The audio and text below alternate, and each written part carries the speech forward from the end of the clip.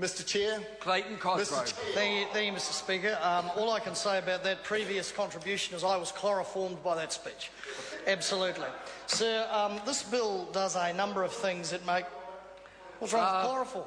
Point of order, the Honourable... Thank you, sir. I don't mean to interrupt the member's speech because I love his speeches, but I was just wondering if my microphone was working, sir, because earlier today I noticed that the chair found it difficult to hear me, and I was wondering if we had that same problem. You can rest assured, Mr Horan, that I heard you. Thank you, sir. I call the Honourable Clayton Cosgrove. Thank you, Mr Speaker. Now, this bill makes a number of adjustments, but I've got to say, this is not a big tax bill. This is not a major set of reforms that we were promised by this government. The major set of reforms that they embarked upon, of course, was what they called in their sort of spin-like way a tax switch, which saw the top 10% of New Zealanders get 40% of the tax cuts. 40% of the tax cuts. And we've had a... Pardon? What was that? What was that? Somebody said don't tell lies. Well, that's really interesting. That's really interesting because we've made a couple of speeches on this, and I've challenged members opposite at every stage through this debate to get up, take a call and tell us if they think the so-called tax switch where the top 10% got 40% of the tax cuts is equitable. So I ask them again. Is it, in fact, I'll yield to one if they'd like, if they're prepared to get up and say that that is an equitable tax switch. Hang on, there's a noise, there's a squeak from the back, from the middle row. Was that an admission of guilt? Oh no, of course they won't, because what New Zealanders want out of tax... Pardon? Sorry? Oh yes, talk to the bill. Well, part of the bill, part about any bill, to that minister over there, when we're talking about tax, is that people want equitable and fair tax, they want confidence in their tax system, and they want a simple and transparent tax system. Now, there's no equity in this. Now, there are a couple of issues. For instance, there's, in Part 1, there is an item that deals with Learjets, or private jets, whereby the scheme of arrangement is tightened, as I understand it, so that if you buy a Learjet, say as Sir Peter Jackson's done for about 80 mil, and you use it a couple of days a year and you try and claim that it's a major commercial expense for, say, 50%, as I understand it, those rules are tightened. Well, I've got to say, that's a good thing, because otherwise that is a swindle. Oh, yes. But I've got to say, compared with substantial reform in the tax area, that does nothing for Joe or Joanne public in the street in terms of what the other 90% of New Zealanders who got very little, if anything, and get very little, if anything, out of the so-called tax switch. Well, if it's not true, Ms Tolley, get on your feet, take a call in the debate, get on your feet and actually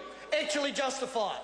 Oh, Goldfinger at the back, he's going to justify it. Good stuff. Well, I wait for that speech, and I wait for that member to tell us whether the top 10% getting 40% of the cuts is equitable. Just like, of course, the Prime Minister said about power prices, that nobody's paying too much for power. That's right. That's right, says the Minister in the chair, old Jed Clampett. That's right, he says. That's right. No one, let's get it on the record again, no one is paying too much for power according to the national government.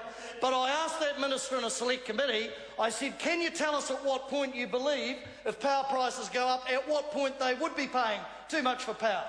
Oh, absolute silence. To quote him out of the transcript, I can't give you a dollar figure, unquote. That's what he said.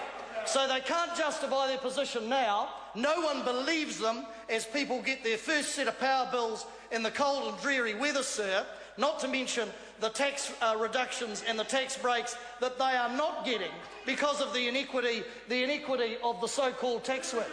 So, OK, they've done a couple of things for the owners of private jets. Now, that'd be .com, I presume. That'd be Sir Peter Jackson and a couple of other people. I don't know how many people in the gallery or listening to this own their own private jet and will be shaking in their boots tonight as they feel they may have to pay a little more tax if they go out and purchase a Learjet. But I'll tell you, the other great tax reforms that this crew embark upon, of course, is being mean to paper boys and girls. The car park tax, which they stuffed up completely, absolutely stuffed up. The old worker in his or her car park, the old paper boy or paper girl trying to get a few bob, bit of pocket money. Oh, there's Uncle Scrooge, the national government, round the back pocket, grabs the wallet and pilfers it. But if they own a Learjet, as we sit today and this legislation goes through, then they might have to pay a bit more tax. A great groundbreaking reform from this mob. Of course, the problem, sir, that this crew have when they're looking at the revenue side is what we found out today. That because, referring to Mr Chair, referring to Clayton Cosgrove, referring to Clause 5, in Part 1, Clause 5.3, is the point that Damien O'Connor raises. Because if you look at the state-owned asset sale, what we know about the revenue side of this government's budget is that they say they're going to get $5 to $7 billion from state-owned enterprise sales. They stuffed up the first one, MRP. Now Meridian, and as proof of that, they now say they're going to have to do Meridian in blocks or slices or whatever. We were going to get 2 or 3 away, they said earlier this year. They can't even get that right. But they say still, even though they got an underinvestment in Mighty River Power, that they're going to still get $5 to $7 billion of revenue out of those sales. And what are they going to spend it on? Well, the list is long. Kiwi Rail, schools, irrigation, hospitals, all these things that actually, by the way, don't generate any revenue. Last time I checked, a school or a hospital doesn't. They're there to make patients healthy. So they sell a revenue-generating asset, which brings in ongoing dividends to the taxpayer to spend on those things. They purchase non-revenue-generating assets, and they can only do that once because the money runs out. But it gets better, colleagues, because $5 to $7 billion apparently is going to pay for the Christchurch rebuild, a whole set of other things, and that total bill adds up to $84 billion, billion with a B, $billion worth of expenditure, out of a $5 to $7 billion revenue of sale proceeds if they get all those assets away.